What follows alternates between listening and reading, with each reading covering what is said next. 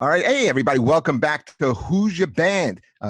Sean, how are you today, my friend? I'm wonderful. I'm talking with you, Jeff.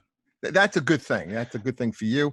I'm excited today. I don't know if you're excited. I'm in a great mood. I'm excited. I'm always in a good mood. Me too. I know I'm excited. We have two real interesting guests. I'm excited to talk to both these guys. From Morris Day and the Time, Macy Gray, we have bass play. This guy plays. Andre, how many instruments do you play, by the way? You mean like competently or? Yes, competently. Yeah, okay.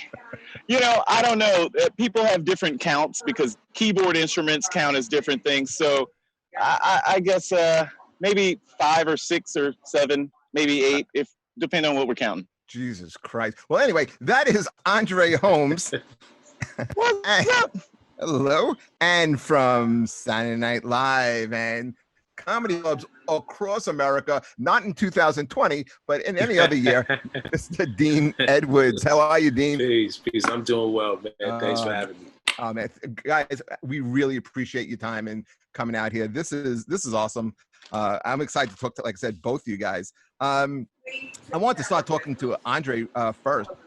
Andre, did you grow up in Minneapolis? No, I am actually born and raised in Louisiana. Oh shit! Country boy from down south, Monroe, Louisiana, actually northeast part of the state, and started my roots playing music there. Historically black college is Grambling State University, which is in North Louisiana. Sure. And so kind of cut my teeth there, going to their laboratory magnet program school. So I started as a little 4th grader and started playing trumpet, and then everything just kind of spiraled out of control from there, and it never stopped. Now, trumpet is a great intro instrument because of the fingering and the numbering, correct? Absolutely, and just there's a good theoretical base that comes with playing any horn instrument. You have to kind of get your notes and your scales and things like that, and so you generally learn all 12 keys pretty early on, and that will benefit you for the rest of your life if you want to play music. So you're growing up in Louisiana. And was there music in the house? And who were your early influences? Was your mom and dad into music, brothers and sisters? Yeah, it was something of a bit of a mix of all of that. Definitely musical family. There was a piano in the house. So my first real instrument was probably banging around on a piano, right? Having no idea what I'm doing. Did you have an ear right away? Man, I'm not sure if I have an ear now. No, I don't. It's something that I've worked on, and honestly, like in all sincerity, it's something that I still work on. I envy those guys who have this weird thing that they can hear. Like my son is kind of is going in that direction. I'm not sure how. I don't know. So I have a good ear. I was always naturally inclined to it, but I worked real hard for it. You know what I'm saying? I worked hard for it. But you're a professional musician. Yes. And you still practice. You have to practice every day to be good. Yeah. Yes. Yeah. I learned how to play 2 songs on the piano when I was growing up. I took like 4 years of piano lessons. I learned how to play Home Sweet Home by Motley Crue and Right Here Waiting by Richard Marx. So when I would try to impress a girl, they're like, "Oh, play me a song." And I'd start playing Home Sweet Home. They go, "Play me another song." I start playing Richard Marx. They go, "Play me another song." I'm like, "Bitch, you're out of luck." That's the only 2 I know. Hey, sir, you too may be a professional musician. You can do it. All you got to do is you just got to know a couple of things, and the rest is fluff. Ugh. Horrible. What was the early music you used to listen to? Well, I'll tell you, my first big influence as far as music that changed my life was Prince. But I was always into a lot of music. I loved classical music as a kid. I loved jazz, so my mom bought me like some George Benson cassette tapes. Yeah, and which were sweet. I loved Ozzy Osbourne and Kiss. As a little boy, and then Megadeth became one of my favorite bands, still is one of my favorite bands.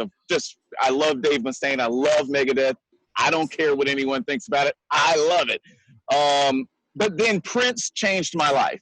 When I saw Prince and saw him on stage, actually I heard him first, and it blew my mind. The sound that was happening blew my mind. What It was was the my first older Prince song? What was the song that got you into him? Thieves in the Temple was the first song I ever heard by Prince. Oh, wow. This is Good song. later Prince. Yeah, this is later. This is later wow. that I got into Prince. And it was like I was standing outside of my oldest brother's bedroom. He was listening to Thieves in the Temple. I remember standing outside of the door where he couldn't see me, but I could hear. And after the song was over, I literally walked into his room and said, "What was that?" He's like, "Dude, that's Prince. You don't know Prince?" And I was like, "No." And he just kind of gave me a short education. And then shortly after that, who would have known I was in Prince's house hanging out and like on tour with one of his bands. Yeah, it's a trippy thing, but that was the moment, and that was the song off of Graffiti Bridge. Changed my life. Great Really, song. that's amazing. Dean, Prince is one of the only artists that I can honestly say influenced me just on different levels. Like not only just music. Like I even got a tattoo. I got the Prince logo tattoo. There you go, my man. That's what I'm talking about. Yeah, and just not even because of the music. I got the logo because when he went through the whole contract dispute and he changed his name to that was just a big fuck you to everybody. Like he's like, look, I'm gonna put music out, and now I'm this symbol. So I got that because kind of like with comedy, I don't want anybody to tell me what to do. So it's kind of like I look down and I keep true. That's why I got. Oh man, that is so powerful. Thank you for being a part of that family and the familyhood. Absolutely. That's beautiful. Yes. Dean, do you like Prince? Any I have a tattoo of Prince. No, I'm just playing. That would have been dope if I did. That'd be great if we all had tattoos of Prince, right? No, like Through the roof. There are more of us. Yeah, it's like the three of us have Prince tattoos. Jeff pulls out a fucking Air Supply tattoo. Hey, I had tickets for Air Supply until this fucking I pandemic. know you did. Nah, man, I love. Who doesn't love Prince? I remember my cousin, my older cousin, she was into Prince, and I think the first record I remember hearing from Prince probably was Controversy. That's his first big hit. Yes. Yeah, and I remember it's funny. Thinking back, I don't know if I knew he was a man when I first heard that song. He sang very high back then. All the things people say, and so you heard it, and you were like, I don't know what it is, but I like it. It's doing something to me, And then you saw the album cover, and it still didn't answer the question. Right. I didn't know what ambiguous was back then, but I knew that's what that was. Right. Yes. But then she was older, so she was on Prince before everybody else, even before 1999. And then I remember, I think 1999 was the first video that I saw of him.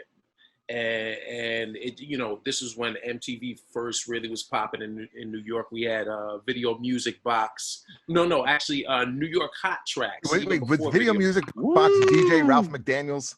Yes, it still is. Yeah. Video He's Music still around? Box. He's still, they actually just did a COVID relief thing about a month ago, because he has, from what I understand, he has a basement full of tapes of all of our favorites in hip hop from way back when. So he has this catalog, man. I mean, he's a priceless gem. But with Prince, it was just, you knew you saw something special. You just didn't know what it was. And I think he was cool. He was cool right from the get-go. Yeah, right? because he had that swagger. He had a swagger. And so did the rest of the band. Like for me, it was the Little Red Corvette video. And I like that little breakaway, like when he does it, when he does the dance, he does the spin and does the split. And, but then you remember he had a guy in the band, the guy with the Japanese headband. Yeah. I love that Jesse guy. something. Des Dickerson. That's Des Dickerson. That was Des. That was brother Des. Yes. Yeah. Now, He did have the Japanese bandana, like Daniel San. And he was just cool, and he was playing a little bit on, and he had a couple of lines on the 1999 song, remember? Life is just a party, right? Yeah, that please don't sing. Right.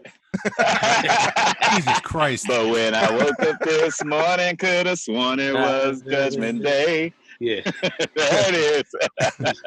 That guy was great. Now what was it like hanging out with Prince? Holy smoke. Holy smoke, dude is right.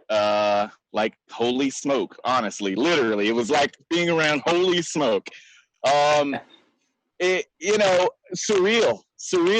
But he was so funny and he was just a regular guy.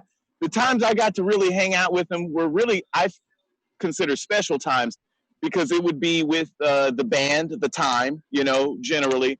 Either after a show that we had done or a performance that he had done when we're in town. And generally private parties, so not a lot of people. And it's kind of Prince doing his thing. I just have really wonderful memories of him. I mean, he liked to watch, like if they, let's see, there was a performance earlier that day that he had done. Well, that evening, you would be in Prince's company and watching the video of the performance that he had just done. Oh, wow. And he'd be walking around on couches with his remote control because, you know, he's not a big guy. And he did walk around on the couches. He like would walk across the room via the couches.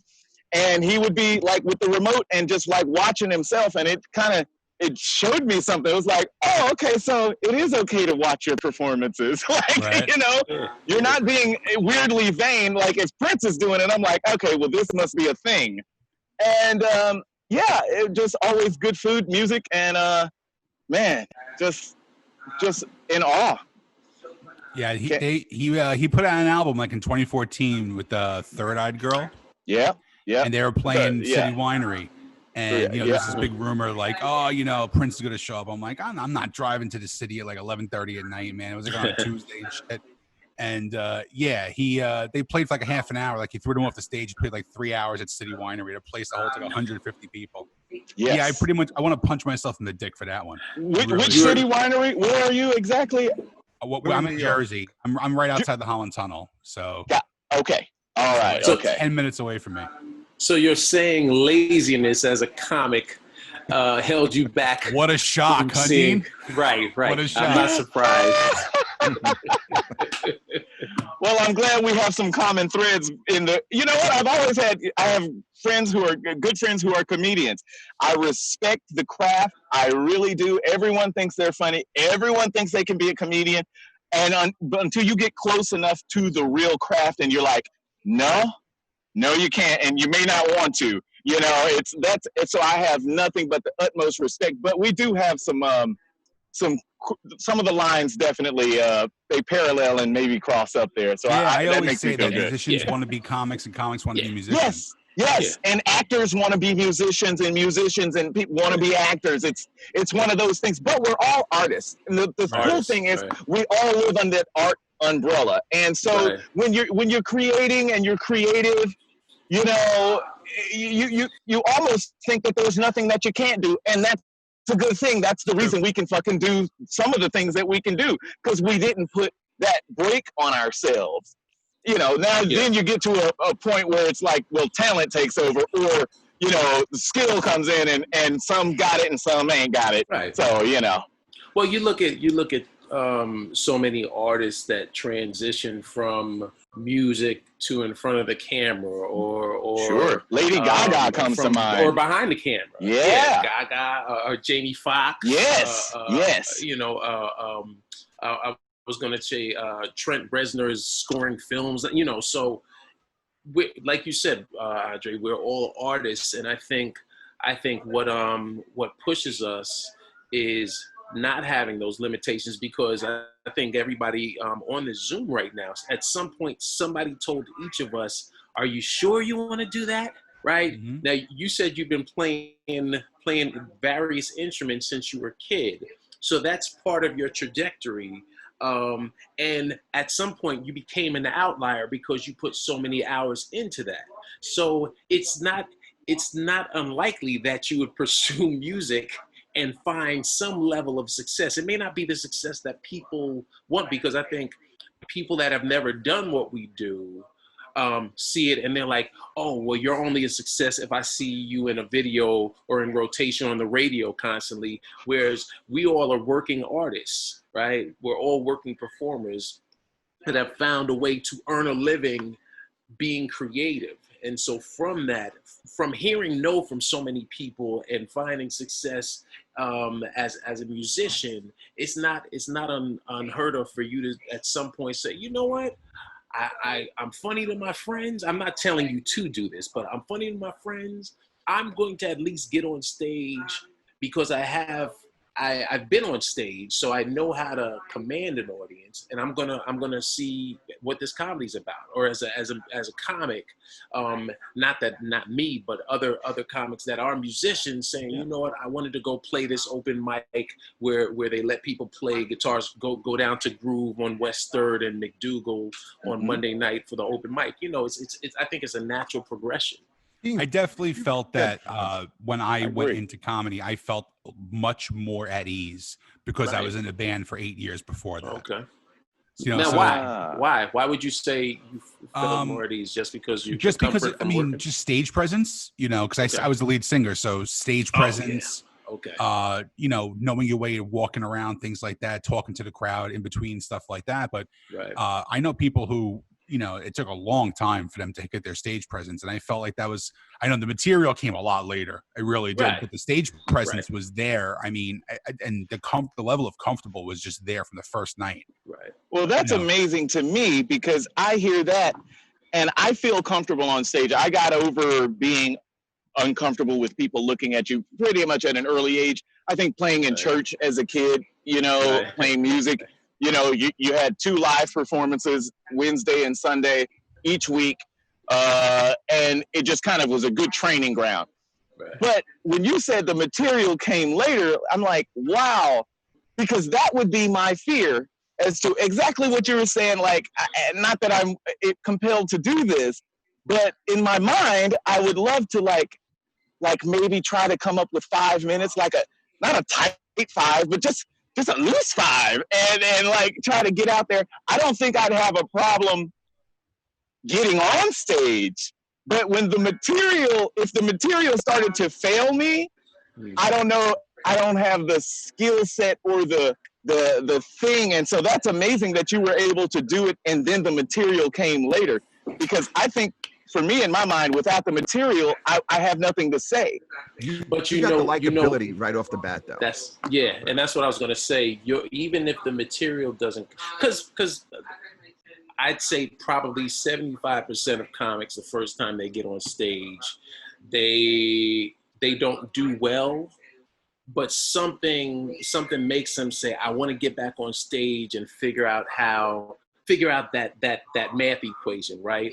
And because you're already a performer, what would carry you through, like Jeff said, you have a likability and you already have stage presence. And you know, with any performance is about connecting with the audience and fear, and the audience senses that uncertainty. So if you're on stage and cowering, which I'm sure you wouldn't be just because you've already lived a life on stage, even if it bombs, you've done enough shows and enough hole in the wall clubs before you got with Morris Day and the Time to know how to pivot, how to make that adjustment. Because it's really a dance. It's like boxing, you know, and so you figure it out. That's beautiful. That's beautiful. Say again? Where did you get your start? I started, man, in upstate. I'm from the Bronx originally, but we moved a bunch of times, and I was in college. Also, I want a quick shout out to Andre because I played trumpet for 6 years too. So I feel your pain when you're 7 years old and carrying that big leather case. And you have school books. There's and you got to get on. Did you take the bus? Did you take like? We walked. I had to walk with my bags, my backpack, and that heavy brass trumpet, man. And, and so I know your pain. And I started. That struggle is real. The struggle is real out here. So I salute any creatives that find their way on stage as a career. I was always like a creative kid, playing, like I said, I played the trumpet, and I was the kid that. Funny because you're one of the. Were you always funny? Did you know you're funny? Did your friends tell you were funny? Were you voted funniest kid in school? I was pretty funny, and my gift was I knew how to. I knew I was a mimic, so I would get laughs just from mimicking everyone from from Bugs Bunny to Eddie Murphy, and over time, like I remember watching Delirious when I was 13 years old, and watching it on VHS all weekend, and by Monday coming into school was like, and mimicking at least 10 minutes of his set, and then 2 weeks later knowing the whole set verbatim down to his breaths, right? And so that's when I decided that's what I want to do, because I saw power in it. And fast forward to I say it was 92 February. It was actually a week before Def Comedy Jam premiered. I was in the play Fences at my school, and we were having rehearsals were running late, and in the meantime, my college was also having Apollo night that Friday. It was I went to Monroe Community College and Rochester Institute of Technology, and at MCC they had Apollo night because Showtime at the Apollo was a big deal at the time. I think Sinbad might have been the host at the time, and I went and wound up they were rehearsing, so I wound up on stage snapping and roasting. And a friend, Kiki, she was like, you should get in the show. And it was only 2 days later, so I had 48 hours to just cram. And so I took all my books, all my joke books for the last 9-10 years, which were really just homework notepads that I never did the homework in, but I had, mad jokes in. And I wound up coming in second place in that contest. That's great. Dude, we have a very similar story. Oh, really? Because my first time on stage was a comedy competition.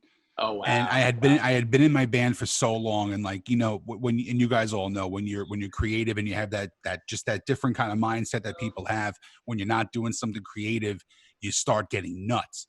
And I was driving past my house, and I saw this big billboard that said comedy competition, and I wrote the number down. I called the guy. He's like, "Oh, you have 5 minutes?" I go, "Yeah, I got 5 minutes. Of course I got 5 minutes." I had never written a joke in my life at this point. So I literally I picked 2 topics, and I did my 5, and there was 250 people at this show for my first time on stage. And there was 25 comics, and I came in second place. Dude. And then I thought every show was like that. I thought every single show was like that. So right at the show, this guy who was like an old producer at the Laugh Factory in New York when they were open, he's like, who was it? Joe Losner. Okay, I probably by sight. He does the Metal Lens comedy. He's a horrible human being, but gives me his card. He listens to the show, by the way, Sean. What's that? He listens to the show. I don't give a shit. Well, then he knows he's horrible. I'm sorry. It's fine. So Andre Holmes said it, not me. Yeah. Listen, you're in Alabama, okay? Joe Losner's not going to Alabama. Yeah, because me and Andre look alike. And my next show is for 3 people in Sea Caucus. So I was like, that was like a real mind-blowing thing, man. So you learned show business early. You learned that it's you could be here and then suddenly a week later you're there. Yeah. That's an important lesson in entertainment. I've gone from going to doing an ice cream shop on a Sunday for 13 people, and then doing the Borgata the next night for 1,000 people. Right. Yeah. It's the sickest, stupidest, most disgusting business in the world, and I can't wait to get back. Speaking of show business, let's go to Andre for a second. Andre, how do you make the leap from growing up, going to school in Louisiana, and then getting in Mars Day and the Time? Again, not knowing better, not knowing that it was something that there was a process. I didn't know that there was a network of people that you should have had and established. I didn't know any of that. So I was a big fan of the Time. And when they would come to town, I would, or into my region, rather, near Louisiana, within 200 miles or so, like I was at a show. I was at the show, and I just developed a relationship. Who wouldn't go, 25 miles. Seven minutes to go see Prince. I mean, what can I say? You said it, not me. But so yeah, just being that guy, and I guess it kind of manifested into what I always tell young people is like, and I've had that question before. How did you end up playing with these bands or whatever? I really don't know what to say. Legendary band. A legendary band. A couple of legendary bands, because Fishbone was the other band. Fishbone was my Fishbone. Yeah, and so right. So I mean, but it really is the same process for me, at least. It was just kind of showing up and being there, being in the place, being a guy who just was always there. And so I tell people, be that guy. You know, it's kind of like if you wanted to be on at the comedy club, even if you weren't on, you're there, you're studying, you're doing your craft, and it just takes that one night where someone doesn't show up. And like the booker, the promoter looks around and he's like, what the fuck, what are we gonna, I mean, do you have 5 minutes? It's like, yes. And if you get up there and you kill because you're kind of honed and you're studying that craft and you're just hungry, if you're just waiting there, scraps will fall. If you just stay at the edge of the table, I think someone will pay attention to you. And that's how it was for me. I just kept showing up, tenacity. I didn't care how embarrassing it was. I was embarrassed to tell my wife that I was going out to shows that I wasn't playing on, and I moved to Los Angeles to be a musician. And she's like, but you're not on the show. Yeah, but I'm going to the show because the musicians who are doing what I want to do are there doing it. So I just want to be there. Have no ego or a huge ego to survive in this business, right? Man. And so whatever it is, either way, you got to embrace what you got, and you just gotta go for it, man. I just went for it. Nobody told me I couldn't, so I just tried everything I could. You're showing up at these shows. Yeah. How do you go from being a fan at the shows to actually being in the band and performing on stage? That's insane. Yeah, you learn the music just like you learned Eddie Murphy, you have to audition? Right? Did you have to audition? No, I never had to audition, which is a beautiful thing. I never auditioned for Fishbone. I didn't audition for Morris Day and the Time, and I did not audition for Macy Gray. I may have had an audition-ish for Macy Gray, but not with Macy. It was with her musical director and the bass player, and we got together and we played music, and it was just like, okay, great, dude. Like, okay, let's go. Was it just a jam session? He just wanted to, or he or she wanted to just rock out with you, and it was a vibe. Yeah. Well, by that time, yes, my name was out there with Macy Gray. I had been established for a while, and she needed a person, first of all, who could play trumpet and guitar. That thinned out the herd right there. That thins the herd. And then they called a great promoter in LA, and he gave them my name. They reached out to me. I met with the musical director, and then we were flying off to Germany. That's amazing. Dean, how did you go from being a kid, doing this like open mic show to getting on Saturday Night Live? And you were on there for a couple of seasons. Yeah, pretty much the same, man. Just once you sort of found the passion that you were in it.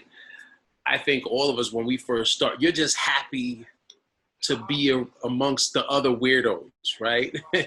Yes, to find your clan. You find your clan, man, and once you find, my eldest daughter just graduated from high school, and she's an animator. Thanks, and I told her, I said, now, you're gonna have your friends from high school that you remain friends with, but now you really get to find your clan, find the other people that would go and veg out for hours in a corner of the room, right? And so that's what I did. Once I really started. Once I moved back to New York. Actually, wait, what's today? 25th. Today's, dude. I moved back to the Bronx, right? I told you I was born in the Bronx. I moved back to the Bronx 25 years ago today. Wow. On June 25th, 1995, I moved back to the Bronx, and then I engrossed myself in it. And I was out at every club, especially in the 90s, man, because you had the mainstream clubs, and then you had the rooms, and then you had the urban rooms. So I would go, when I finally got a telemarketing job, I would wake up at 6:30, get to work by 9, get to the train by 7:30, make it to Brooklyn by 8:30, work from 9 to 5, and then I would carry my backpack I had whatever hot, like D'Angelo was my temp agency album, right? Because the dude I mentioned earlier, DJ Logic, he used to just get albums that weren't hot yet, and so that's why I love D'Angelo to this day, because he was we both were on the same journey, and I would take the train to multiple spots every night, get home probably at like 12:30, 1 o'clock in the morning, and do it all again the next day, because I was just happy to be around everybody. So by the time SNL came around, they come looking for you, or did you pursue them? No, they saw me at a showcase. They saw me at Stand Up New York on West 78th. I actually earlier that day I had auditioned for Mad TV and crushed it. And the story goes, I auditioned for Mad TV, had such a great audition. They gave me a call back as soon as I left for the next day with producers. And so that night that I had a stand-up showcase, I was feeling good. So I had a great set. Went back from Mad TV the next day. It went well. And then 2 weeks later, my agent called and said, Mad TV they don't even want to screen test you. They're offering you 6 episodes that can roll to 12. And he said there was good news and better news. I said, well, what's the better news? He said, well, the people from SNL were in the audience that night. Do you remember who? Now, I believe it was Ayala Cohen. I always, is it Ayala or Ayana? I think it was Ayana Cohen. From SNL, from one of the talent people. Was Marcy the other one? And Marcy wasn't there. Okay. But then Marcy was one of the people that when I got hired, when I went to meet Lauren after the screen test, she was one of the people, her, Tina Fey, Mike Shoemaker, and Lauren never tells you you're hired. He just, for me, he said, good, we'll see you here. And and then I left the office, and Marcy's like, huh? I was like, yeah, he was nice. She was like, so? I was like, I said, I don't know. She was like, I said, am I hired? She's like, yes. I said, oh, because he didn't say anything. I didn't, and then my first day of work was actually supposed to be September 11, 2001. Wowzers, begozzers. Yeah. So go figure, Yeah. You were known for your impressions on the show, but here's something I think a lot of people who don't know this about Dean Edwards. You were in the military, right? I was in the Army. Guard? I was in the Army. And didn't you kind of like do impressions of your drill sergeant? Well, I used to mock, especially in boot camp, man. I used to mock my drill. So I still tell myself I'm gonna write a movie about boot camp, because it's such an exciting experience that so many people have gone through. And drill sergeant Lanier. All right, private, get your dick in the dirt, private. It was, and that was, that was how I would get in trouble. Sounds like a football coach at LSU. Right. Yeah. So I the only way I got in trouble when I was in boot camp, and then I learned I looked like, we had a platoon of 60, and 30 of them were from Puerto Rico, and then there were probably about 10 white dudes and 20 black dudes, and I looked like 2 other brothers that were about 6'4" in the BDUs, and had the birth control glasses, because I wore glasses back then. So I learned how to just blend in. I didn't want to do any extra push-ups, man. Now, the name of our show here is called Who's Your Band? And now you're from the Bronx originally, and your band is a Long Island group called Andre, Public Enemy. You know Public Enemy? I've heard of them. Yeah, little non-controversial rap group from the 80s and 90s. Oh, okay, thanks. Okay, now we're on the same page. Gotcha. Yeah, in my opinion, back me up here. Listen, I'm trying to be cool, guys. No, you're great. I'm trying. I'm down. I'm with it. Are you down with OPP, Jeff? You are channeling. I'm getting early Kurt Loder MTV. Oh my God. Oh God. Shut up, Andre. I'm sorry. You're enjoying this way too much. You're becoming Sean Morton's favorite new guest. I knew I was. No I knew I was gonna love this because I knew I would just be laughing at you guys the whole time. Because I'm just a friggin' I'm a Jester's favorite participant. Like I will laugh at anything. So guys, have at it. I don't, you know. No, but I love yes, you do. when it comes to Public Enemy, in my opinion, back me up, best rapper ever, Chuck D. Yes, no? Yeah, Chuck, you know what? I don't like giving anybody the best, like as much as I love, because he was so passionate. He but connected with his words, man. Like to me, he was, you know, whatever topic, whether I agreed with him, not agreed with him, you knew he was real. You knew he was authentic. You know, he was an original, or is he still is? He still is an original. Yes. Look at my shirt, man. Rage. He's okay. It is Rage. Yeah. Combination of both groups. Yeah. With Bryce, I hold the mic device. That was a great record.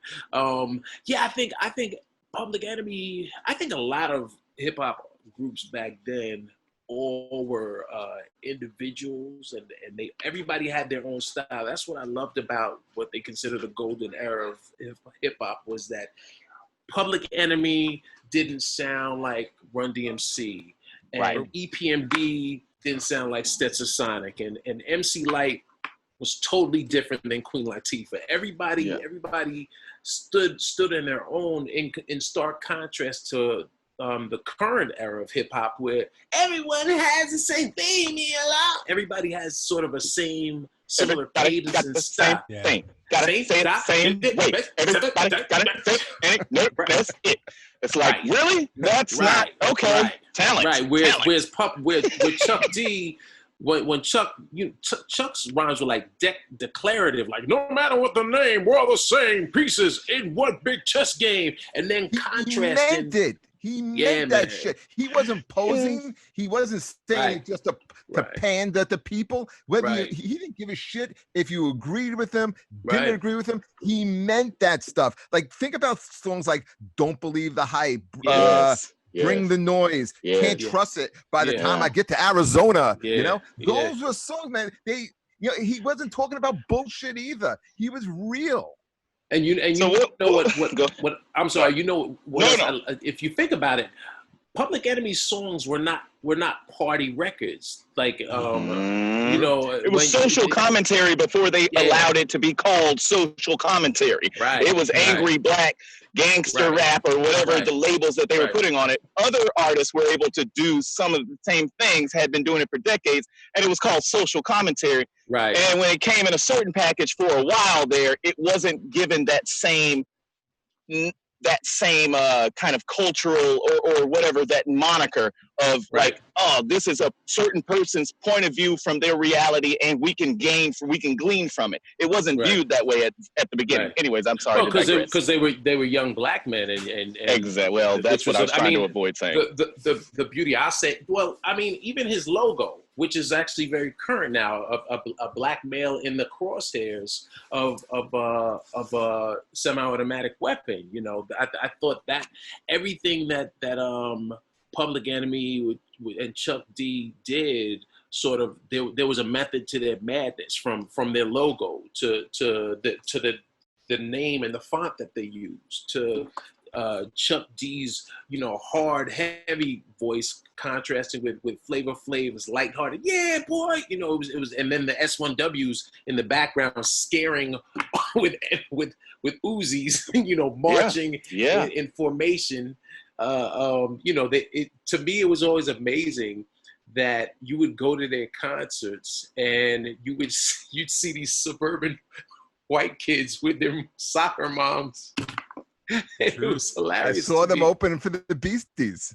Yeah. I remember that. See, I grew up as like a rock metal dude, you know. There we are, you and me, right of there. the MTV generation. You know? So when you're coming home from school, what was the first thing that was on? Yo MTV Raps. Yo MTV Raps. But I would always know, like, I would listen to Public Enemy, and like I had Black Planet, I had all the records, and you know, I would say to myself, there's something here. Like even at a young age, I knew that there was a difference because I'm listening to that and then I'm listening to Funky Cole Medina and they're both considered rap. And I'm like, nah, this ain't the same. Right. You It's know, Tone Chuck- Logan, Chuck D different. Right. A You little know who bit. should get credit for, I think, blending the two is a guy like Rick Rubin.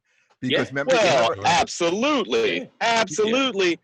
You know, and he came in, and I love that you brought him up because from the producer aspect, I really love that guy. I mean, to do, and even to this day, like when you listen to him talk about the legacy of the work that he's done, he's only talking about the craft and the music.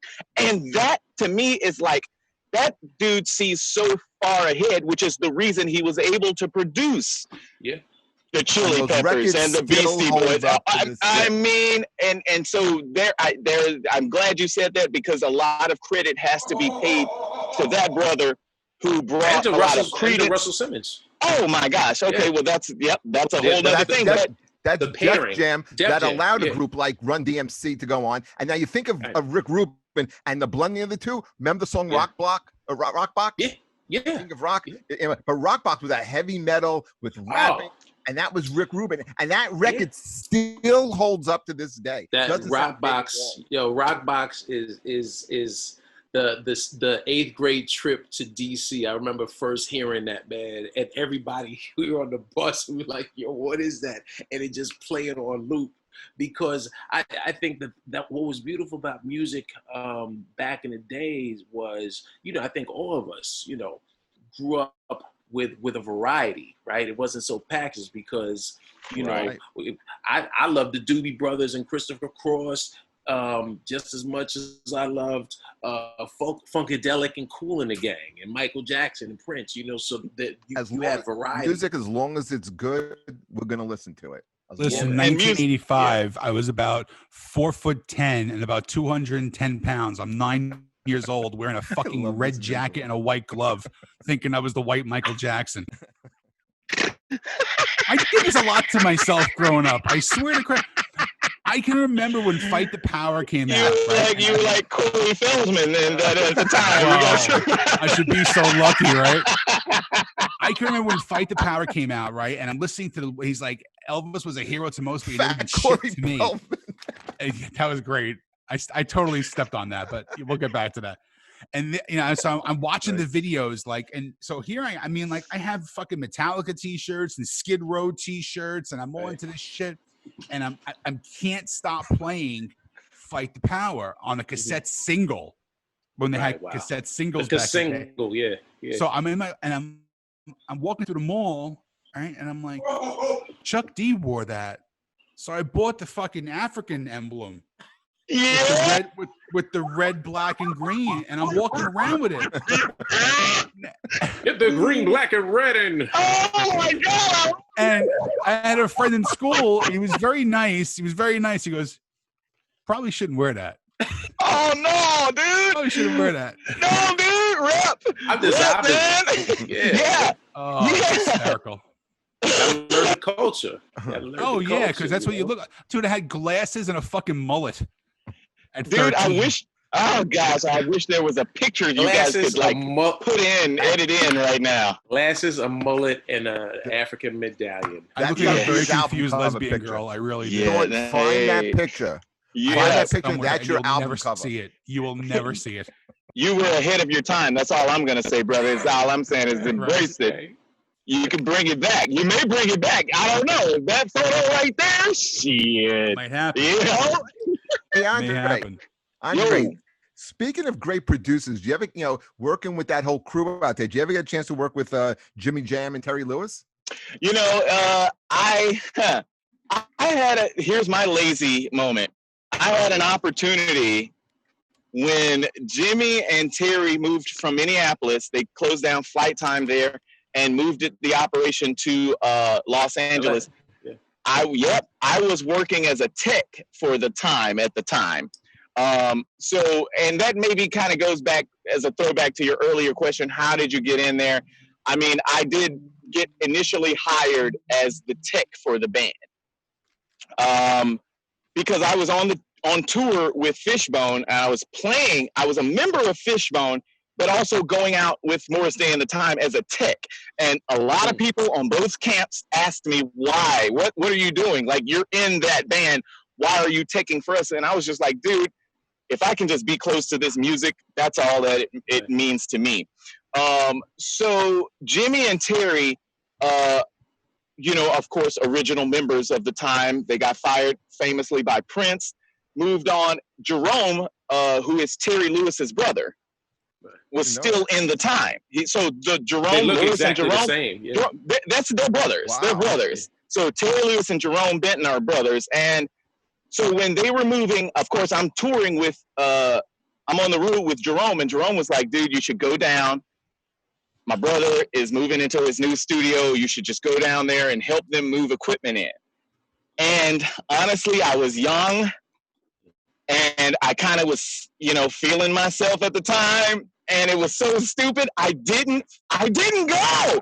I didn't go to Jimmy Jam and Terry with Jerome. Jerome said, go down and help them just move. And anyways, I didn't. And I still look back on that like 15 years later. And I'm like, what was wrong with me? But recovery, since then, I joined the band, obviously, clearly. At some point, you joined the band. Prince did the musicology tour. And the guy who played keyboards in the Time, who played Jimmy Jam's part, Prince hired him to go on the road with him for the big musicology tour. So what we call it, going up to the big house. Chance got called up to the big house, like Prince called him, right? Prince created the Time, loves Morris. It was just really wonderful to have him around. But then when he wanted to do this big thing, he handpicked Chance. So there was an absence in the Time. And I was that kid, just like Dean, you memorized Eddie Murphy, and after 2 weeks, you could do it down to the breaths. Right. Well, it's that thing. We're cut from the same piece of cloth. Yeah. Because even though I was teching with the band, I knew all the parts. Not only did I know the parts, the keyboard parts, I knew the bass parts, I knew the guitar parts. I knew how to play them. I would practice them. I wasn't paid to learn that.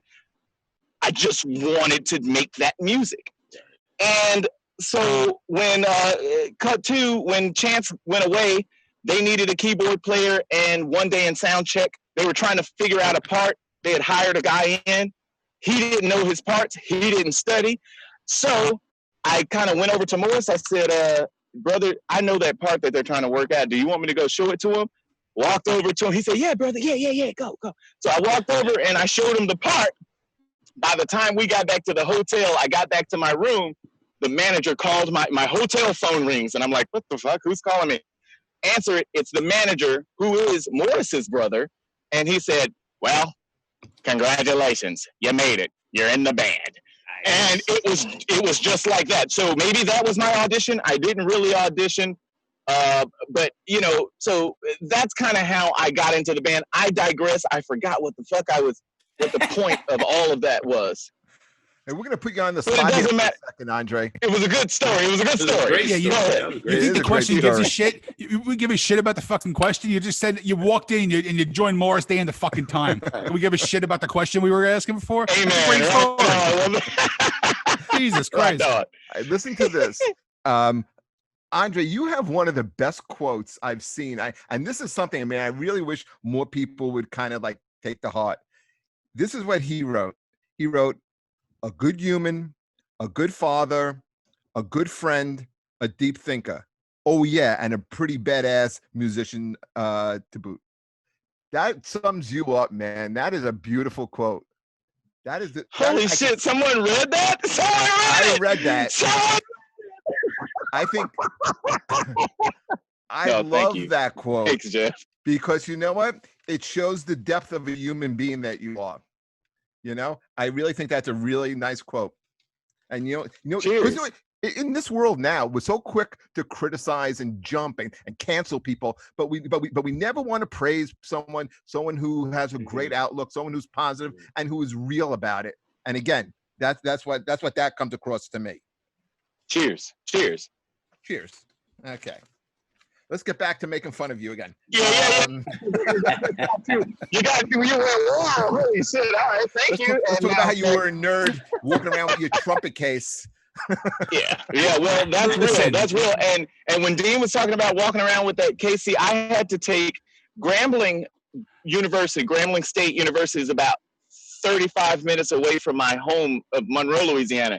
So I played trumpet and I also played French horn. And brother, when the French horn, a double horn, it's a big, wonking, weird case. And to try to get on that bus, and like I was such a nerd and a skinny little kid, and I was bumping knees and people hated me. It was such a struggle to take my French horn home and practice that it was just like, man, if this doesn't turn into something, I don't know what I'm doing. You know, it's funny when you just said that. You just sounded like your teenage self. It's so hard to get it over. Here's a known fact about the French horn. A serious fact about the French horn. There's been no French horn player in the history of the world who has ever gotten pussy. Well, he played bass.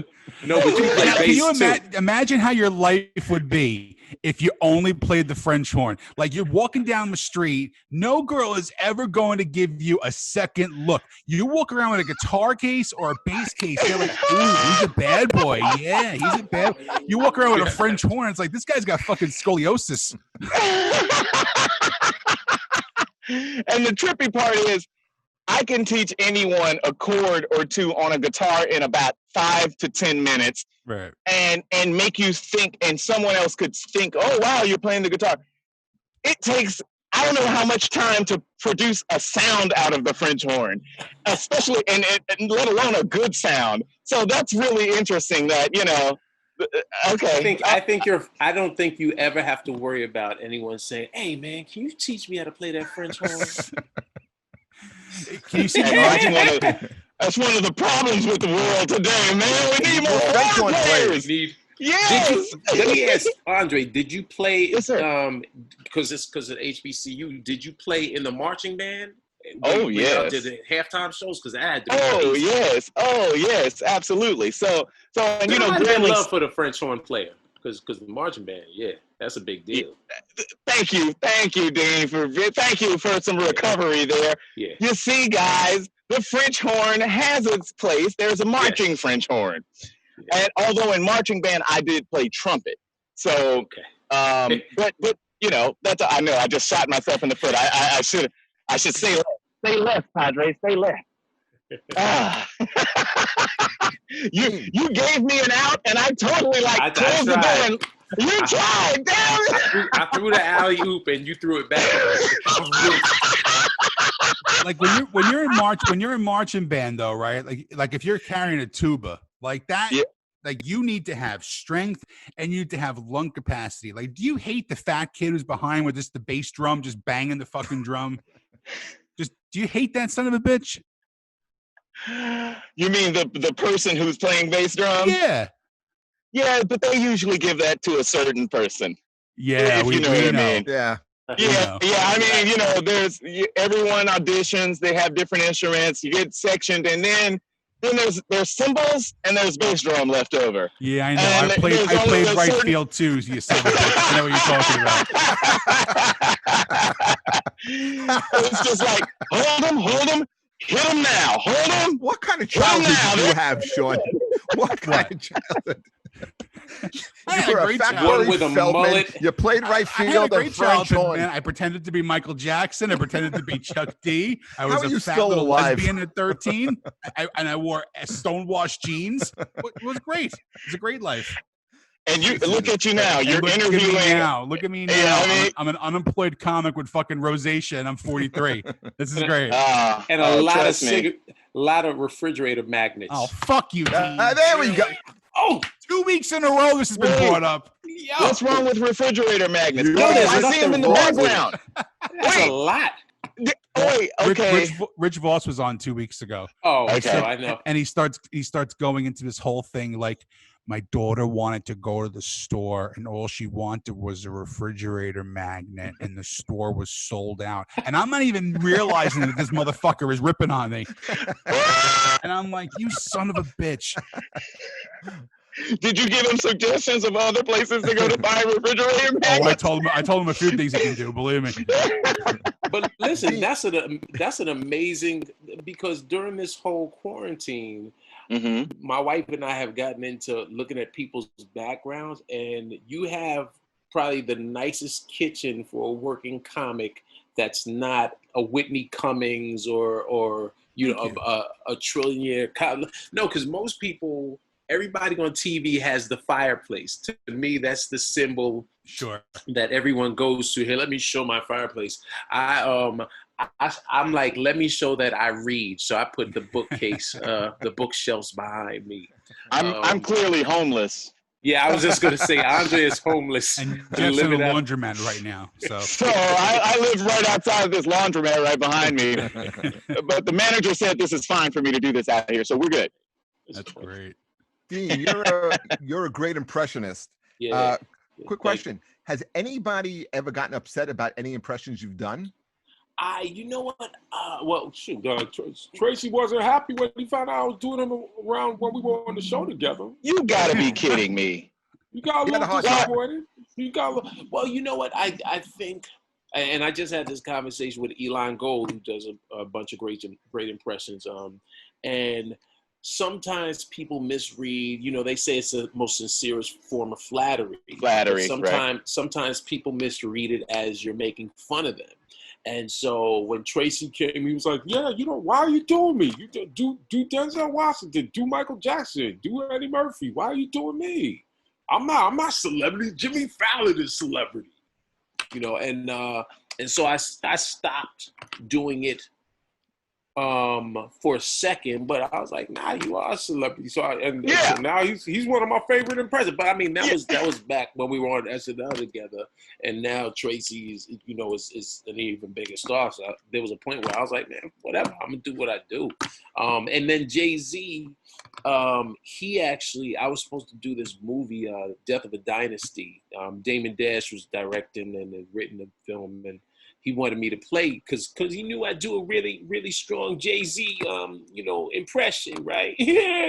And so, but I was, like Andre just said, with regards to flight time, I was feeling myself. So when he asked me to do it, I was like, man, I just had a baby. We going to England this summer. I ain't shooting no movie.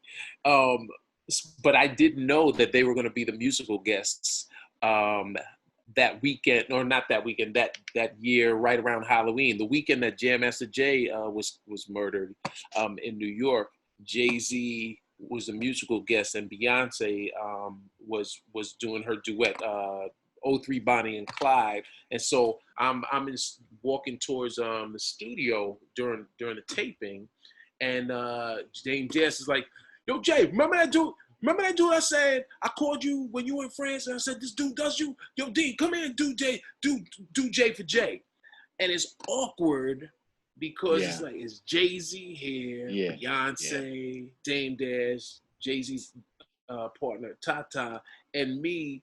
Nobody ever wants to hear an impression of themselves, because to them, they don't hear you. They don't hear themselves the way they hear, the way we hear it, right? So, right. So me doing Jay-Z is how we hear Jay-Z, but Jay-Z hears himself from inside his head, and so it was just weird. He's like, do it. So I was like, hey, yo, it's real incredible, yo, babe. And he just looked at me. He's like, yeah, cool. And they walked away, and I just, just it was pitiful. Hey, who was a good host to work with? Bernie Mac. Queen Latifah, Matt Damon, Reese Witherspoon.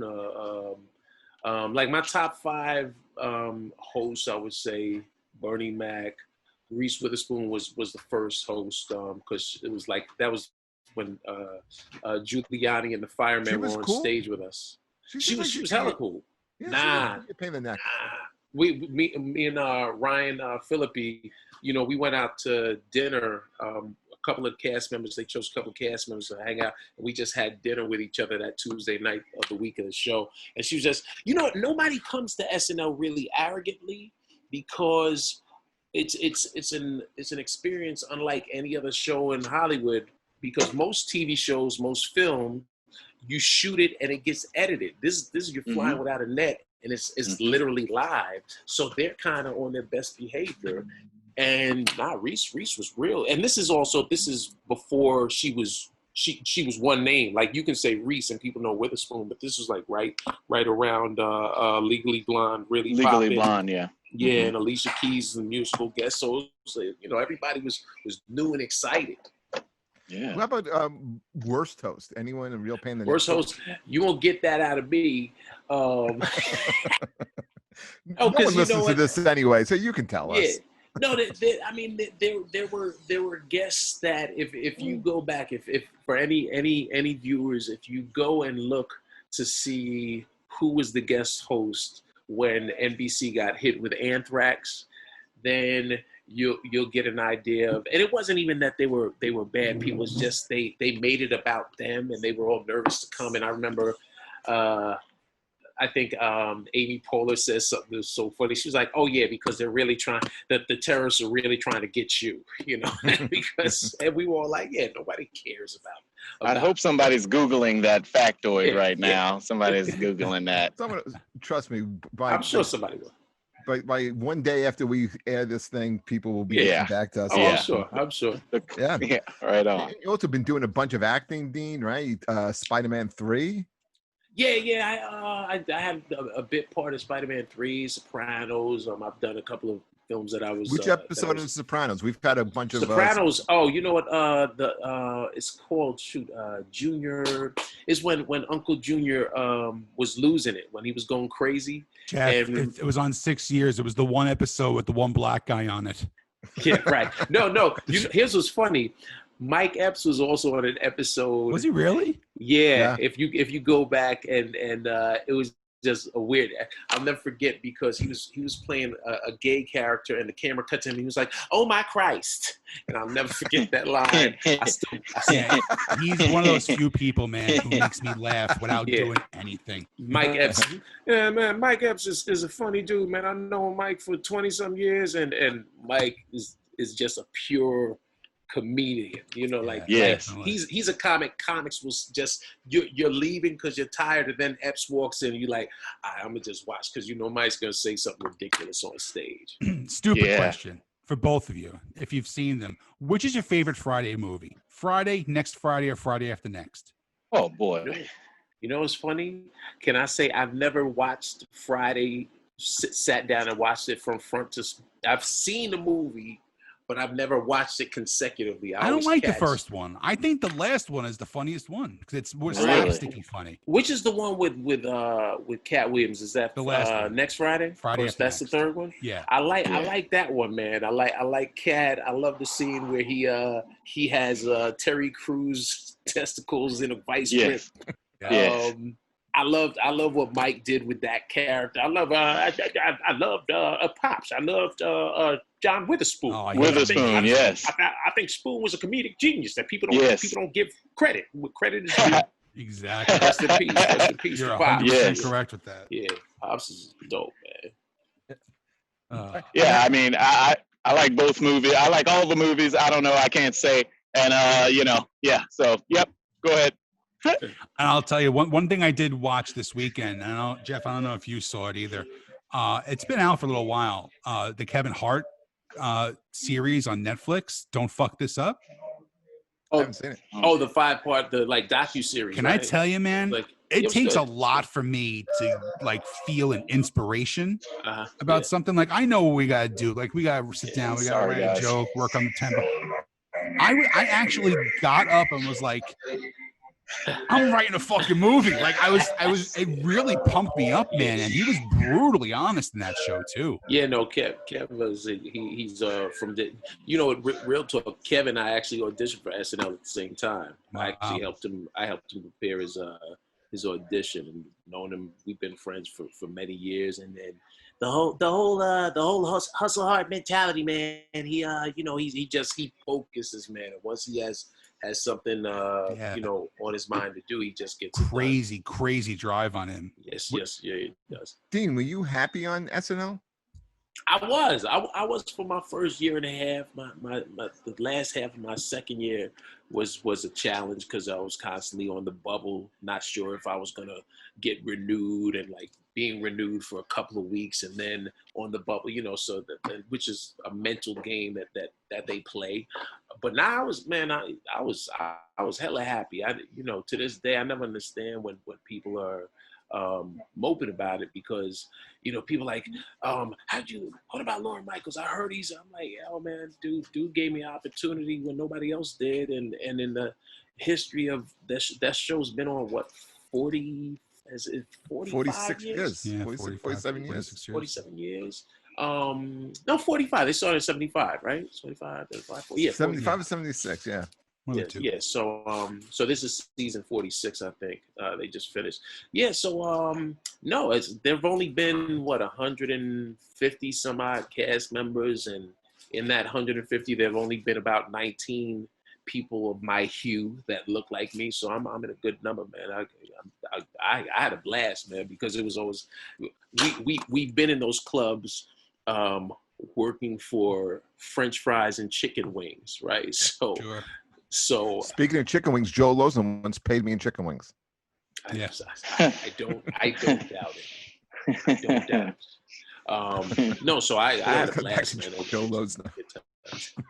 I like to give a big shout out to my buddy Andre here, who was standing out in a wind tunnel for the last fucking hour and 5 minutes, and when we're just starting to wrap up, he decides to go inside the house and sit in the couch so we can actually hear him. Because was it really bad audio? Okay. Oh, now we find out what you sound like. Yeah, it's right. It's the humidity. Yeah, it's like it's so hot. I had to come into the AC. So yeah. But I was gonna say real quick though, you were talking about Mike Epps just being like one of those funny guys, and not to just make whatever, but he's one of the few people I've hung around. He and Jamie Foxx, like, just hung around them, not when they're on in a very casual setting, where just to listen to them talk and try to just tell you a story, you were laughing. Everyone's laughing. And it's like, whoa, dude, that's a whole different, it was a whole different level. And then talk about Spoon. I have one awesome Spoon story. Mr. John Witherspoon, rest his soul, hanging out in the Valley in LA at a place called Cafe Cordial. And it's a great little music venue, restaurant. And I saw John Witherspoon one night, and he's hanging out with maybe I shouldn't say this, but two gorgeous women. And I'm just like, look at Pops over there. He's coordinated for real. Yes. He was getting ready to bang, bang, bang, bang. Bang, bang, bang, bang. So absolute legend. Yeah. Great. This was a good episode, guys. Yeah, man. Yeah. I laughed more on this episode than I did on the last 19 that we've done. I don't know if that's the truth, but it really is. They're getting better every week, man. They're getting better every week. Who was Rich Voss's band? What was his favorite band? I really couldn't give you a band because I work so much and I'm such a good comic. But he talked about like a Springsteen story. That's so hack. He went with Springsteen. A New Jersey comic talking about Springsteen. You know what I mean? We had, he was on with Carol Montgomery, so they were both Springsteen fans. So we did a Springsteen episode. Okay. Yeah. Good save. But this was good, man. We listen. We were a little all over the place, but it flowed. It had a good flow to it. It was, it was organic. You gotta go organic. Sometimes you gotta say fuck the script, Jeff. Who was that supposed to be, Dean? That was supposed to be Jamie Foxx. I thought it was sounded more like Tracy Morgan with a lisp. No, I was being funny. I thought it was his brother John Fox. So okay. Dean, we were supposed to do a show tonight together. I know. It's funny. I have in my calendar.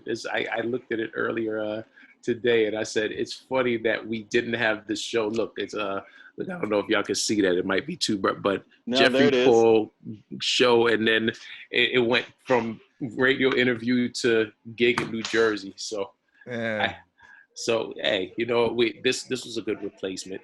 Next year, man. Next Yeah, year, man. hopefully the world will be a better place, and we'll be able to be doing some more shows. Exactly. Guys, well, whenever I'm in you. your neck of the woods, any of you guys hit me up, and once we get back on the road, like you guys are, we'll do it, like for real. Listen, don't tempt me. I will jump on stage and fucking dance like a fat white boy at Jungle You will Love. be Unless doing it's the fucking bird. idea. You will be doing the bird. Unless it's too idea. late, Andre, because you know Sean, if it's after 10 o'clock, he's not going out. Oh, that's right. That's right. I'll give you a 2-week notice. I'll give you a But I'll 2-week come out and advance. see you. No, okay. but We're listen, good. guys, we really appreciate your time. You guys are absolutely, really guys. tremendous. Thanks, John. Thank you. Stay well, be good, You too, and sir. hopefully better times ahead, right? Yeah, man. Yeah. Looking Fucking forward A. to All it. right. Thanks, guys. Adam, Hey, thank you cheers. very much for producing the show. We appreciate it. Cheers, Sean. Sean, parting words? I really want to do my Tracy Morgan impression for Do it. fucking Dean Come on. Edwards, but I'm not Do doing it. it. From Please. No, I Dean Edwards, can't. you got to do it. Let's do it. You're from I'm the gonna Tracy get you Edwards. pregnant. That's about it. Okay. All right.